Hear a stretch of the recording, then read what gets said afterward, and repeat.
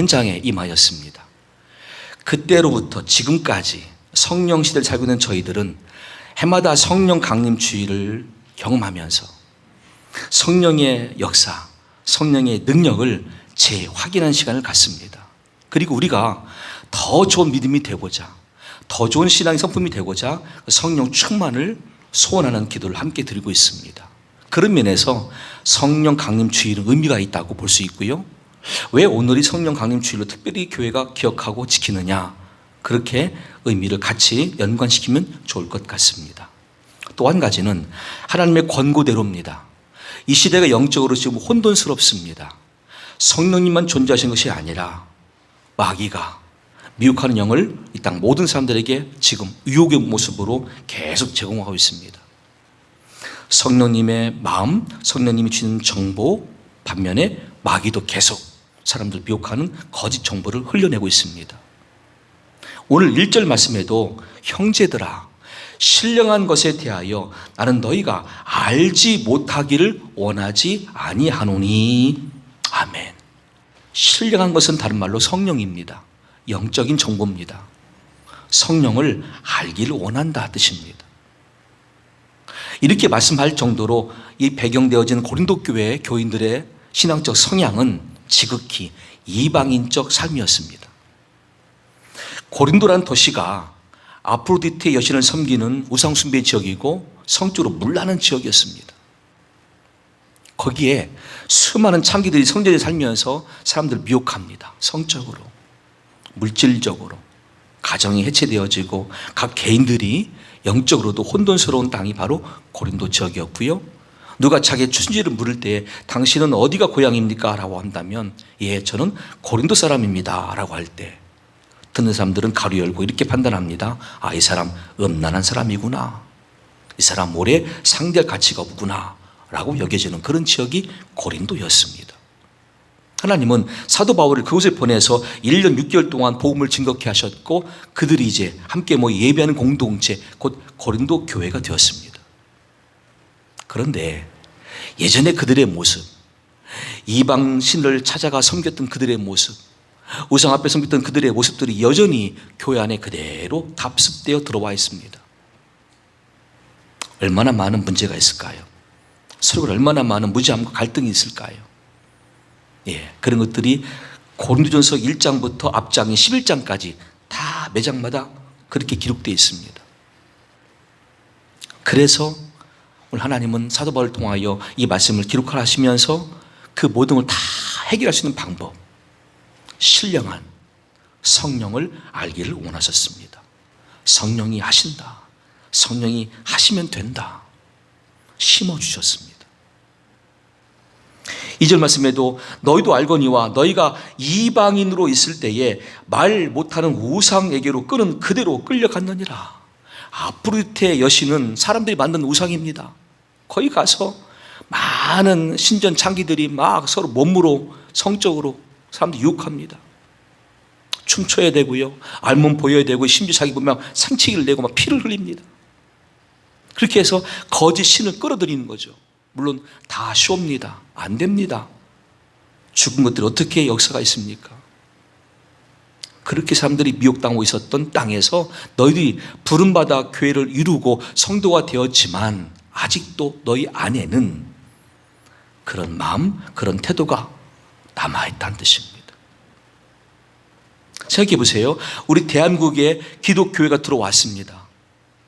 그 전에 한국교회는 샤먼, 무당이 크게 판을 이루었고요. 그 뒤에 불교가 들어왔고요. 그 뒤에 유교가 들어왔고요. 그 밖에 지금 여러 종교가 들어와 있는데 그 중에 개신교, 우리 믿는 신앙인들의 공동체가 건재하는 가운데에 선한 영향력으로 대한민국 땅에 복음화를 위해서 지금 쓰임받고 있습니다.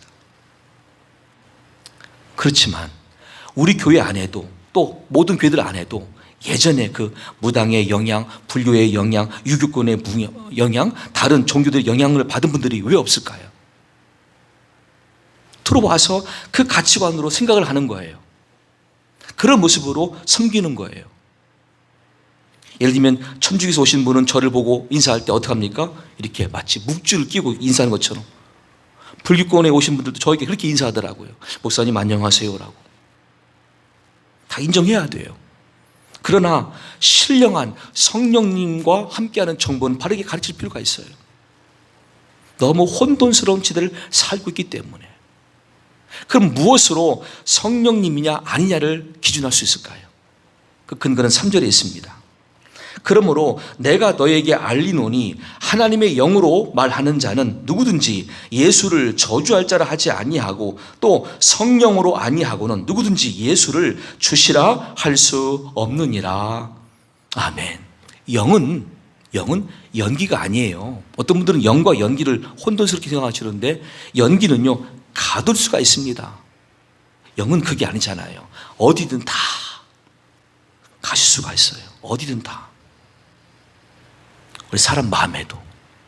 그래서 마음속에 내가 어떤 마음을 갖고 있고 어떤 생각을 품고 있고 어떤 믿음과 어떤 가치관인지 먼저 파악할 수 있는 것이 영이신 하나님이세요. 그 마음에서 준비된 것이 입술로 고백되어집니다.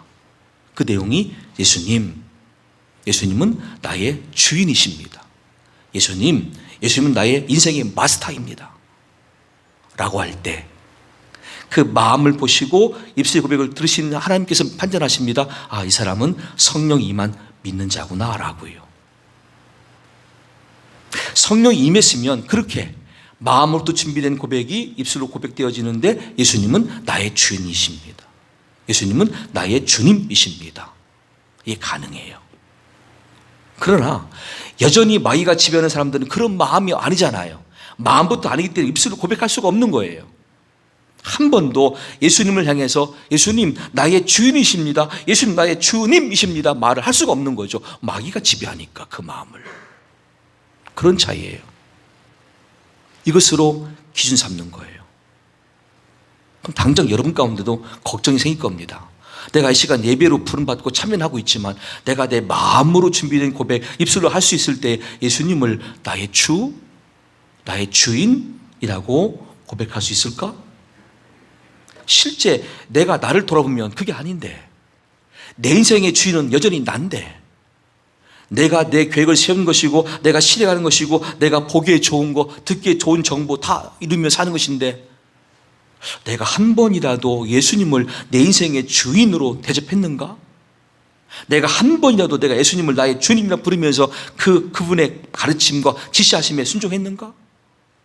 아닌 분들 많을 거예요. 불안하시겠죠. 야, 그럼 난 뭐지? 성령이 안 계시니 마귀가 있구나. 내 마음에 마귀가 지배하고 있구나. 이게 신령한 정보예요. 이걸 아셔야 돼요. 그냥 누군가가 거짓말 할 수가 없잖아요. 이런 기회에 정확히 아셔야 돼요. 내 안에 마귀가 있어. 아직도. 이 말을 누가 해주겠어요? 오늘 말씀하신 하나님께서. 이게 우리의 실체라고. 아직 너희 안에 마귀가 있다라고. 하지만 또 감사하세요.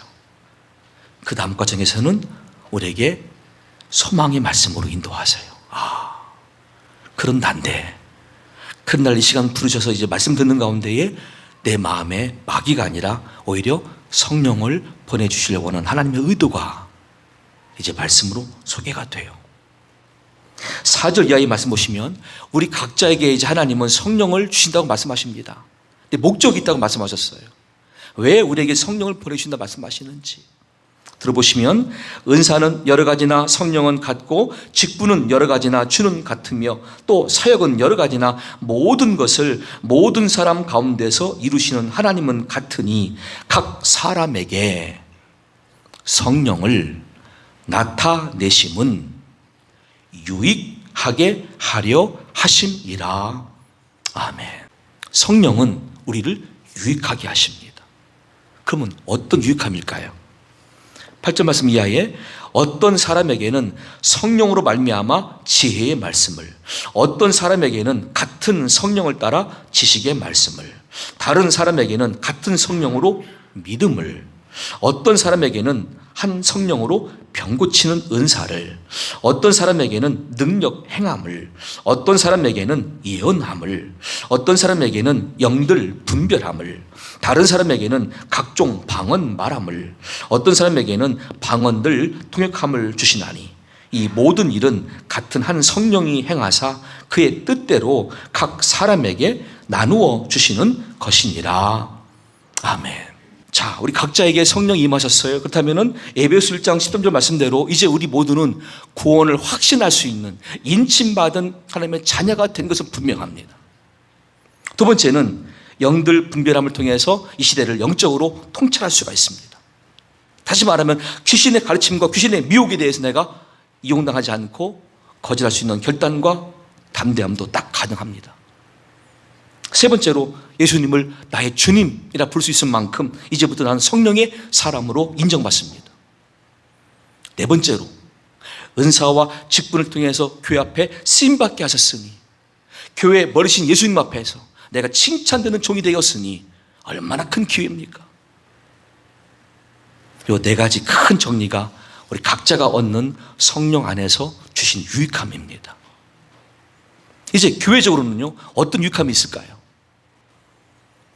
저의 좀 전 설명대로 고린도 교회는 1장부터 11장까지 여러 가지 문제가 있었어요. 근데 이 모든 문제에 대한 근본 해결을 누가 하시느냐? 성령이 하신다 말씀하시는 거예요. 왜? 영이시니까. 각자의 마음에 들어가고 모든 환경에 들어가서 다 역사하실 수 있는 전능자시니까. 첫 문제가 뭐였습니까?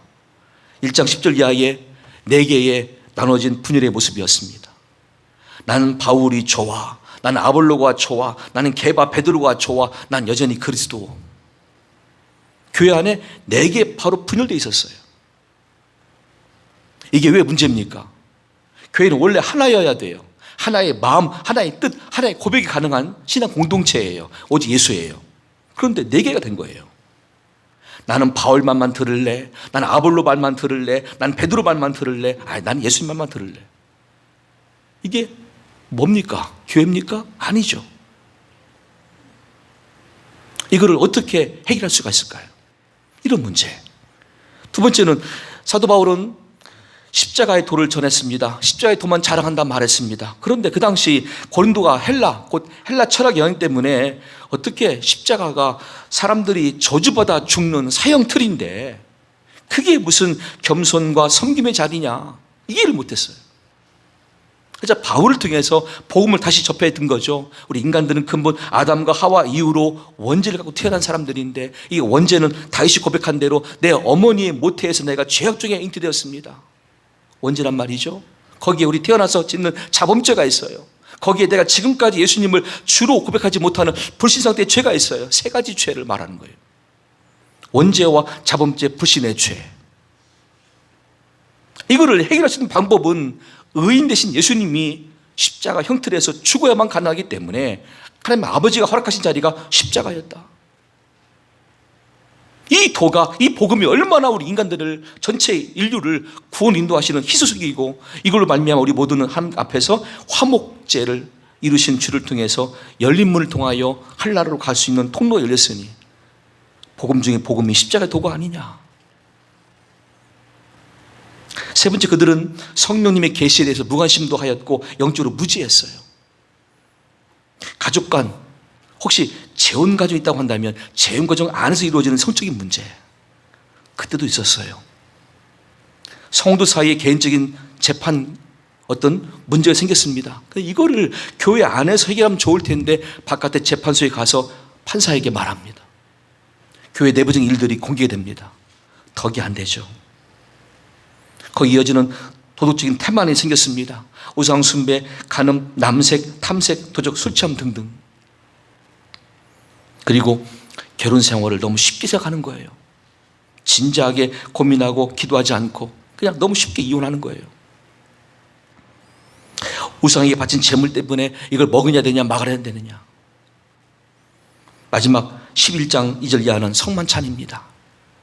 주 예수님 잡히시고 고난받기 전 마지막 사건은 성만찬이었어요. 이 떡을 받아 먹어라, 이 잔을 받아 마셔라. 고난받고 흘리신 주님의 살과 피였습니다. 상징입니다. 그런데 고린도 교회 일부는 말이죠. 야, 오늘 성만찬 음식 준비됐네? 이 떡 잘됐다. 배고픈 참에 막 퍼먹는 거예요. 집사람 뭐 하거나 말거나. 그리고 마실 물 필요했는데 옆이 저 신선한 포도주가 있네? 시컷 마시는 거예요. 또 술 취하는 거죠. 이게 주님의 찢긴 살과 피를 상징하는 것인데 어쩌자고 배고픈 사람들이 그냥 막 개념 없이 먹는 음식이 되고 말았어요. 이게 다 1장부터 11장까지 거론되어진 고린도 교회 내부 문제예요. 여러분이 보기에도 참 한심하죠. 심란하죠. 뭐 저런 놈의 교회가 다 있나 그럴 거예요. 그래도 모든 교회는요, 이단이 아닌 이상 머리가 누구십니까? 예수님이 머리세요. 반드시 통치하심으로 역사하시는데 방법은 성령을 통해서예요. 성령님이 개입하시니까 내게 분열됐던 사람들이 마음이 예수님께로 향하는 거예요. 그리고 이당적 재물 요소뿐 아니라 이런저런 성도끼리의 개인적인 문제, 또 재혼 가정의 문제 등등 모든 것들이 성령 안에서 회개하고 돌이키게 되고 돌아와서 한 몸 되어지고 한뜻 이룰 수 있는 공동체로 다시 회복되는 거예요. 교회가 허락되어지는 유익함이죠. 성경적으로 내가 어떻게 해야 나한테 성령이 임재할 수 있을까? 5가지 성경대로 말씀을 드릴게요. 첫째는 성부 하나님의 직접 개입이십니다. 다시 말하면 하나님께서 그냥 강권적으로 성령을 보내시는 타입이죠. 예를 들면 모세에게, 예를 들면 성막을 짓는 부살렐에게, 여호수아에게, 또는 신약시대라고 말하면 빌립 집사에게 강권적으로 성령 보내시는 거예요. 성부 하나님께서. 성령 임하시니까 빌립 집사님은 갑자기 사마리아에 갔다가 전도합니다. 갑자기 광야로 가서 전도합니다. 갑자기 가이사랴에 가서 전도하면서 거기서 나중에 바울을 맞이합니다. 등등. 이 강권적인 역사는 성부 하나님의 하시는 일이니까 우리가 거기는 어떻게 할 수가 없어요. 그런데 성경적으로 두 번째 방법이 있습니다. 먼저 회개하고 이제부터 나의 인생의 주인으로 예수님을 영접하는 거예요. 회개하고 예수님을 그리스도로 영접한다면 성부 하나님은 죄사함 허락하여 주시고 우리에게 성령을 보내주신다는 약속이 사도행전 2장 38절 이하에 있습니다. 세 번째는 그 성령이 나한테 충만 임할 수 있기를 내가 늘 사모하고 기도할 때 가능해요. 마치 오순절 마가다락방에 모였던 그들처럼 전심으로 기도하여서 성령 구할 때 오셨어요. 그리고 사모하는 마음으로 복음을 듣고 들려온 복음을 믿을 때에 성령이 임했어요. 고넬료 가정은 로마 백부장입니다. 로마 사람들입니다. 가이사랴에 왔던 자기 집안에 성령이 계시하셨고 또 반대편에 있던 요바의 베드로에게도 성령이 계시하심으로 베드로가 가이사랴에 있는 고넬료 집에 특파가 된 거죠. 거기 모였던 전부 다 로마 사람들인데 이들이 베드로를 통하여 주셨던 복음을 들으면서 그 복음의 말씀을 받아들이면서 믿게 됐어요. 야, 예수님이 우리 인류의 구원자구나. 헬라인이든 로마 사람이든 유대인이든 상관없이 예수님을 주인으로 믿을 때, 영접할 때 구원하시는구나. 그들도 받아들였어요. 그럴 때 그들에게 성령이 임했어요. 마지막 5번째는 우리 쪽에서 준비가 돼야 되겠죠. 사모해야 되겠죠. 하나님, 저 성령 받기 원해요. 성령이 저에게 임재하시길 원해요. 거기 하나님은 준비된 종을 보내십니다.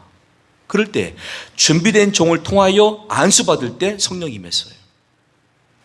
아무나가 아니에요. 준비된 종이 준비된 마음을 갖고 사모할 때 안수하니까 성령이 임했어요. 5가지 방법이 성경에 나타나 있어요. 그럼 여러분 거 쳐보세요. 이 중에 한 가지 이상이 포함된 분도 많을 겁니다. 가장 보편적인 것은 두 번째겠죠. 나 회개하고 예수님 영접하고 죄사함 받았어. 그럼 나한테 지금 성령이 와 계신가? 와 계신 거예요. 와 계시니까 증거는 뭐죠? 내 입술로 예수님을 주라 말할 수 있는 거예요. 성령이 와 계신 상태예요. 다만 이것과 성령 충만은 다른 별개입니다. 그런 내가 이제 같은 죄를 반복하지 않고 더 좋은 신앙 성품과 인격과 삶이 되어서 주 앞에 충성하기 위해서는 성령 충만을 추구해야 돼요. 성령으로 나를 충만히 다스려 주세요. 내 생각이, 내 계획이, 내 가치관이 오직 성령님께 붙들 수 있도록 저를 성령으로 충만케 해주세요. 지금 드린 말씀은 성령 임재 첫 번째 단계를 말씀드리기 때문에 좀 다 차이는 있을 거예요. 이제 이런 임재를 경험한 우리가 구원을 확신한 상태에서 그 다음 이어지는 과정은 성령 충만이라고 지금 설명하는 부분이고요. 이렇게 성령 임재돼 확신이 되어지고 스스로가 차이 납니다. 아, 나한테 성령이 오셨어. 그럼 우리가 이제 이 혼돈스러운 영적 환경 속에서 어떤 신앙생활을 해야 될 것인가? 고린도전서 1장 18절입니다. 십자가의 도가 멸망하는 자들에게는 미련한 것이요 구원을 받는 우리에게는 하나님의 능력이라. 아멘. 이제부터 신령한 치를 갖는 우리들은요, 십자가의 도, 예수 그리스도가 나의 전부요 나의 능력이요 성령 충만한 증거라고 말할 수 있게 돼요. 예수 그리스도. 오직 부르심을 받은 자들에게는 유대인이나 헬라인이나 그리스도는 하나님의 능력이요 하나님의 지혜니라. 아멘. 이게 성령 충만한 상태예요. 성령 충만하면 춤추는 거 아닙니다. 이제 어디 가서 이상한 방언하는 게 아니에요. 원래 방언도 개인의 유익을 위해 주신 은사이지 옆에 통변하는 사람이 없으면 하면 안 돼요. 그냥 각자가 개인의 골방에서 해야 돼요. 저도 마찬가지예요. 저도 방언 받았지만 옆에 통변하는 은사가 없으면 저는 함부로 안 합니다. 자, 이렇게 성령이 임하셔서 우리에게 은사를 허락하여 주셨고 교회를 통한 직분을 허락하여 주셨던 우리들이 이제부터 혹시나 살면서 낙심하는 일 만나고 의심스러운 일도 만날 수도 있을 겁니다. 그럴 때는 다음에 몇 단계로 잘 이해하시고 극복하실 수가 있습니다. 마지막 권고입니다. 첫째, 예수님이 나에게 나의 주님이시다, 나의 그리스도라고 믿어지십니까? 두 번째, 종말론적 상태에서 난 이대로 죽어도 천국이다, 확신이 있습니까? 그렇다면 지금 현실에서 내가 만난 질병, 내가 만난 비방, 내가 만난 절망적인 상황에 대해서 낙심하지 마세요. 염려하지 마세요. 오히려 그런 환경에서 예수님을 더 잘 전할 수 있는 기회라고 스스로 인정하고 감사하세요. 로마서 5장 1절 이하를 말씀합니다. 그러므로 우리가 믿음으로 의롭다 하심을 받았으니 우리 주 예수 그리스도로 말미암아 하나님과 화평을 누리자. 또한 그로 말미암아 우리가 믿음으로 서 있는 이 은혜에 들어감을 얻었으며 하나님의 영광을 바라고 즐거워하느니라. 다만 이뿐 아니라 우리가 환난 중에도 즐거워하나니 이는 환난은 인내를, 인내는 연단을, 연단은 소망을 이루는 줄 알미로다. 소망이 우리를 부끄럽게 하지 아니함은 우리에게 주신 성령으로 말미암아 하나님의 사랑이 우리 마음에 부은 바 됨이니 우리가 아직 연약할 때에 기약대로 그리스도께서 경건하지 않은 우리를 위하여 죽으셨도다. 아멘.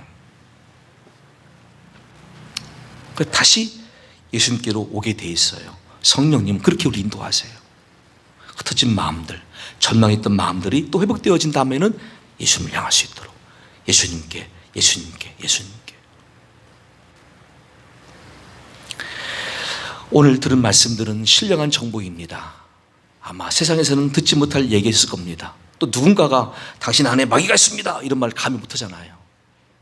성령님은 하십니다.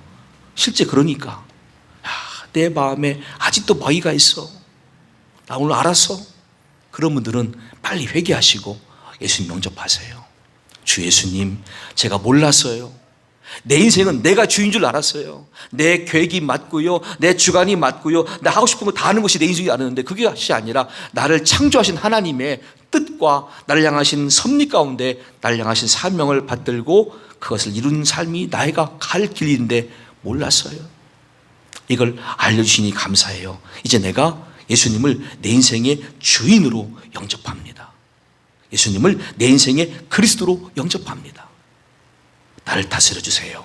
고백하시면서 주 앞에 거룩한 약속의 자녀가 되시고, 두 번째 성령 임재를 경험하시고, 세 번째 구원의 확신 가운데에 남은 여생 주 앞에 충성하는 여러분 제가 될 수 있기를 예수님의 이름으로 간절히 축원합니다.